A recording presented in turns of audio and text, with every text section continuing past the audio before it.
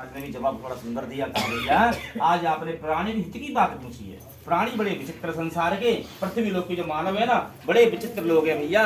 ऐसी विचित्र बातें तो उनके पास मिलती ही मिलती है। बोले कैसी? बोले हम थोड़ा सा भजन कर ले तो बड़ा नाम कर देते हैं, थोड़ा सा जागरण कुछ करवा ले तो बड़ा बड़ा नाम करते, 10-20 दिन 50 दिन महीने 2 महीने गाते हैं उस भजन को। अरे हमने वो कराया था, हमने वो कराया था, इतने लड्डू बांट दिए, इतनी बर्फी बांट दी, इतने भंडारा किया था, इतनी बोरी लगा दी आटे में। जीव तो बड़ा विचित्र संसार का। बोले भगवान तो कैसे कैसे उनका कल्याण होगा? वो तो विचित्र हैं ही, लेकिन कल्याण भी तो उनका करना है भगवान, ये तो बताएं। उन्होंने बड़ा सुंदर सी बात कही, देखो कि कल्याण करने की बात आई। वो सत्यनारायण भगवान की पूजा करो, सत्यनारायण भगवान की कथा करे। बोले कैसे करे? कथा का नियम तो कुछ है या ऐसे कथा करे? बोले यहाँ नियम पूरा है। जिस टाइम आपको कथा करनी हो, नियम बताया है पहले, सुनिए ध्यान से। नियम क्या कहता है? अब सब कथा करते हैं, कभी कराते हैं, कोई ब्राह्मण करने आता है, कोई नहीं। जैसे ऐसे पंडित जी का भाव है वो कथा करते हैं। हमारा अलग भाव है सबसे, हम अलग करते हैं। सबकी अपनी व्यवस्था करने की। कुछ भक्त भी ऐसे होते हैं, पंडित जी निपटा है, जल्दी निपटा, टाइम कम है हमारे पास।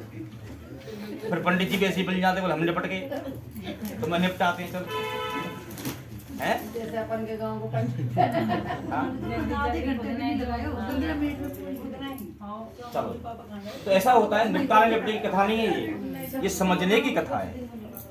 सत्यनारायण की जो कथा है ना, वो किस आधार पे बताई? बोले जिस दिन कथा करनी हो, अपने मन में सत्य को धारण करो। पहले तो एक नियम सुनो, पहले सबसे पहला। हाँ जी, हाँ हाँ, वो पंडित जी की बाद में बताएंगे हम, उन बाद में बात करना। अच्छा सुनो, पहला नियम बताया कि जिस दिन कथा करनी हो उस दिन अपने मन में सत्य को धारण करो। कथा किसकी कर रहे हैं? सत्यनारायण की। धारण क्या करना है मन में? सत्य को, कि उस दिन हमें झूठ बिल्कुल नहीं बोलना, चाहे कुछ भी हो जाए। पहला काम। और दूसरा नियम बताया कथा का। आइए दूसरे नियम में चले। दूसरा नियम क्या है? कि अपने सत्यता के साथ साथ अपना भजन करना है, मन ही मन। हरे राम राम राम हरे हरे, हरे कृष्ण कृष्ण कृष्ण हरे हरे। ये भजन करना है। जब तक कथा नहीं हो, जब तक दूसरा दिन ना निकल जाए, तब तक वो चिंतन चलता रहना चाहिए। ऐसा व्रत करने वाला तुरंत ही यहाँ सुख भोकर मरने पर स्वर्ग मिल जाता है भैया। ऐसे नहीं कि पंडित जी कथा करे गए, टीवी लगा के बैठे हैं, सास भी कभी बहू भी देखना शुरू कर दिया, तो कथा कहाँ फल मिलने वाला है जी? मिलेगा फल? नहीं मिलेगा।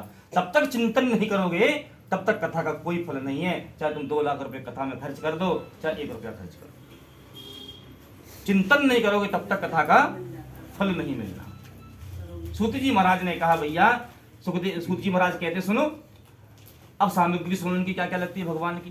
बोले हाँ भगवान ने ये तो बड़ी कृपा करी, सामग्री के बारे में जानकारी दो ना। बोले पक्के केले की फली और शक्कर की दूध दही का चूर्ण बना करके भगवान के सामने अर्पण कर दो। भक्ति भाव से ब्राह्मणों को बुलाकर विधि विधान से उनका पूजन करो। अच्छा अब करनी कब चाहिए ये कथा? इसका भी तो बताओ ना। बड़े भाव से पूछ रहे हैं सूत जी महाराज से, वो प्रश्न कर रहे हैं सोने का दृश्य। बोले हाँ, इसका भी एक नियम कुछ नहीं है। जब सत्यता मन के अंदर आ जाए, जब मन बन जाए कि हमें कथा करनी है, जब ऐसा लगे कि मुझे कथा करने का मन बन रहा है, उस दिन कथा कर देनी चाहिए। अन्यथा मन बन जाता है लेकिन कथा नहीं हो पाती है ना। इसलिए नहीं हो पाती क्योंकि मन बड़ी मुश्किल से बना, और मन की जो खटपटता है ना, बड़ी विचित्र है। इसलिए जिस दिन मन बन जाए, ऐसा नहीं कि पूर्णमास योगी तो कथा करेंगे, पूर्णमासी हजारों निकल जाती है लेकिन कथा नहीं हो पाती है। एकादशी हजारों निकल जाती है लेकिन कथा नहीं हो पाती। जन्मदिन सोचते जन्मदिन पर कराएंगे, जन्मदिन पर ऐसा वो सिस्टम बैठ जाता है, कथा हो ही नहीं पाती। विचार करते हैं लेकिन विचार ना करो, बिना विचारे जो कर देता है ना, वो इसी को तो नाम कथा कहते हैं। बिना विचारे के भगवान की पूजा करनी चाहिए। अच्छा लड़ाई कैसे लड़ते हो? विचार करके आज इससे लड़ना ही है, ऐसा करके सोचते हो क्या? लड़ाई करते हैं, ऐसा है क्या? हो सकता है आपके मोहल्ले में ऐसा होता हो, लेकिन मैंने तो कहीं नहीं सुना है।